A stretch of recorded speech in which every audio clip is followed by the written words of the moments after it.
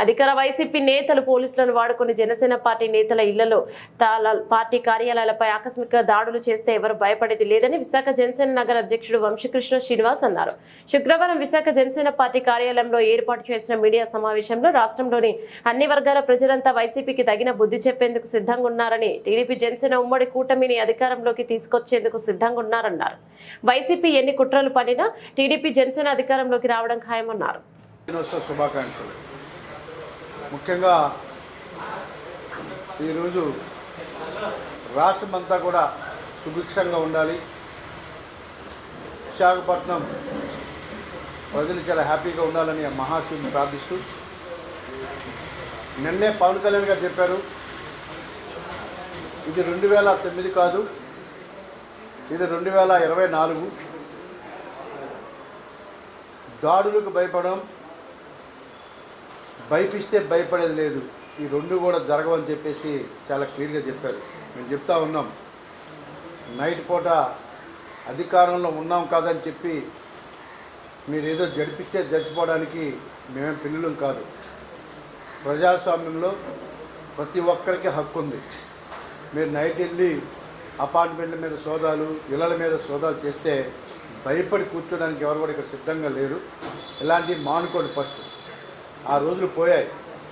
ఒక 20 సంవత్సరాల క్రితం ఆ రౌడీయిజం ఎక్కడా కూడా తినలేక మీ వెనక చాలామంది తిరిగేవారు, గూండాయిజం, రౌడీజానికి. ఇప్పుడు ప్రతి ఒక్క ఇంట్లో కూడా ఒక ఇంజనీర్ ఉన్నాడు, ఒక డాక్టర్ ఉన్నాడు, చాలా హ్యాపీగా బతుకుతూ ఉన్నారు. ఎవరు కూడా చెడు మార్గంలో నడవడానికి ఎవరు కూడా ఇష్టంగా లేరు. కాబట్టి ఇప్పటికైనా మీరు ఇలాంటి దాడులు చేసి భయపించేసి అధికారంలో రావాలనుకోవడం కూడా చాలా తప్పు. మీరు ఏమైనా చేయగలిగితే ఈ రాష్ట్రంలో ఉన్న రోడ్లు బాగు చేయండి, ఈ రాష్ట్రంలో పరిశ్రమలు తీసుకురండి, ఈ రాష్ట్రం యువతకి ఎంప్లాయ్మెంట్ కల్పించండి. మీకు అవకాశం ఇచ్చారు, మిమ్మల్ని ఒక కుటుంబ పెద్దగా ఇవాళ ఈ రాష్ట్రంలో తీసుకున్నారు.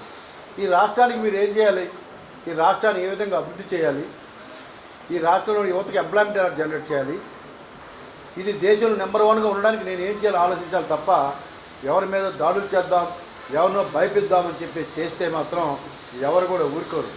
ఆల్రెడీ అందరూ డిసైడ్, మేము ఒక తప్పు చేశాం, ఒక్క అవకాశం ఉండి అంటే ఒక అవకాశం ఇచ్చాం, చాలా మిస్టేక్ చేశాం. ఇవాళ ఈ రాష్ట్రంలో ఉన్న అన్ని వర్గాల ప్రజలు, అన్ని బిజినెస్ వర్గాల ప్రజలు కూడా కోరుకుంటూ ఉన్నారు, ఎప్పుడెప్పుడు ఈ ప్రభుత్వం దిగిపోతుందా, మళ్ళీ ఎప్పుడెప్పుడా తెలుగుదేశం జనసేన ప్రభుత్వం వస్తుందా, మంచిగా వ్యాపారాలు చేసుకుందాం. విశాఖపట్నం వదిలి వెళ్ళిపోయినటువంటి దాదాపుగా బిల్డర్స్ కావచ్చు, వ్యాపారస్తులు, ఏ వ్యాపారం చేసుకునే వాళ్ళకి రియల్ ఎస్టేట్ చేసి ఒక్కరు కూడా ఇవాళ విశాఖపట్నం లేరు. మొత్తం బెంగళూరు, హైదరాబాద్ వెళ్ళిపోయారు. వాళ్ళందరూ కూడా తిరిగి రావడానికి ఒక 3 నెలలు టైం పడుతూ ఉంది.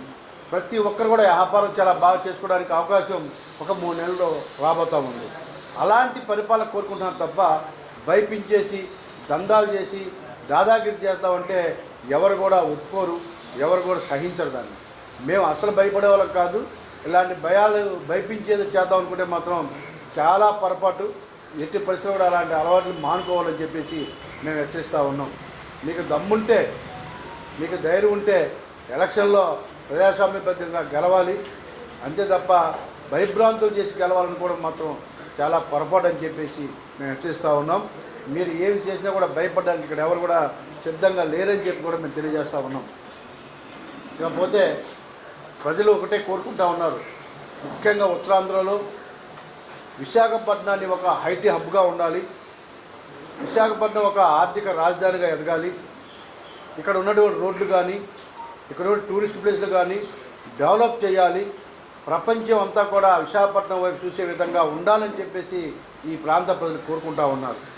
మీరు ఎంప్లాయ్మెంట్ జనరేట్ చేయండి, బీచ్లు డెవలప్ చేయండి, టూరిస్ట్ స్పాట్లు డెవలప్ చేయండి, ఇంకా మీకు పెద్ద పెద్ద కంపెనీలు వచ్చే అవకాశం ఉన్నాయి.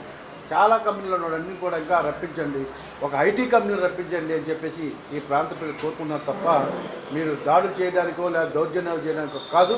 ఇవాళ వ్యాపారస్తుల జోలికి వెళ్ళడం కానీ, ఇవాళ ఈ రాష్ట్రంలో స్వేచ్ఛగా వ్యాపారం చేసుకోవాలి. అధికారం అనేది ఎవరి సొత్తు కాదు, అధికారం మారుతూ ఉంటుంది. వ్యాపారస్తులను భయభ్రాంతులు చేయొద్దు, వ్యాపారస్తులను భయపెట్టద్దు. ఇలాంటి పనులు చేస్తే ఈ రాష్ట్రం వెనక్కి వెళ్ళిపోద్ది. ఇప్పటికైనా మీరు ఆలోచించి, మీకు ఎవరు కూడా భయపడే పరిస్థితి లేదు కాబట్టి మళ్ళీ చెప్తా ఉన్నాం, ఇలాంటి తప్పుదారుల్ని మీరు ఎంచుకుంటే మేము కూడా డబుల్గా రియాక్ట్ అవుతాం, మీకు తగిన బుద్ధి చెప్పడానికి కూడా సిద్ధంగా ఉన్నామని చెప్పేసి హెచ్చరిస్తూ ఉన్నాం. మీరు అభివృద్ధి వైపు నడవండి తప్ప దౌర్జన్యాల వైపు నడవద్దని చెప్పేసి మేము హెచ్చరిస్తూ ఉన్నాం.